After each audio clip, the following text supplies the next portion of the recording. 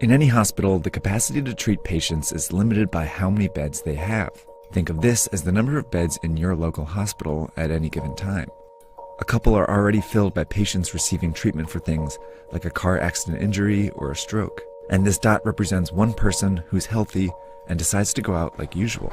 They jump on the subway and head into the office where they catch COVID-19. But they don't feel sick right away and might not for several days. So later they go to a basketball game where they unknowingly infect 2 or 3 more people.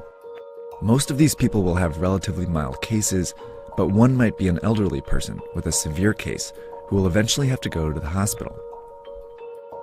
But these 3, who are all infected but don't feel sick, go out again, on the subway, into the office, and then out after work, infecting several more people, 20% of whom will need to go to the hospital.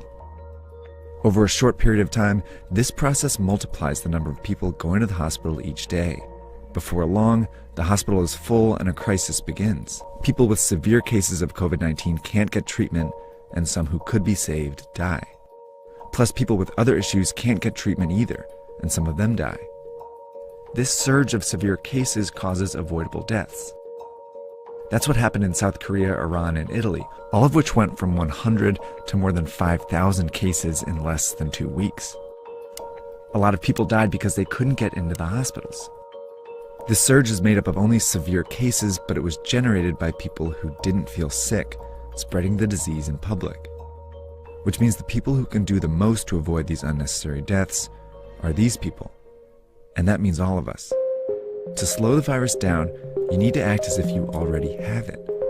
By avoiding public transportation, the office, crowded places, and even small social gatherings, you decrease your chances of both getting the disease and spreading it. This is called social distancing. If enough of us do it, the virus still spreads, but much slower. Over time, many people might still get infected, but fewer severe cases show up to the hospital each day, never overwhelming the system. This trend line gets flatter. These people can all get treatment, and fewer people die because of it. These are the 2 ways the COVID-19 pandemic can play out. But this one only happens if everyone does their part. And it's why experts and officials are urging people to flatten the curve by social distancing and staying home as much as possible.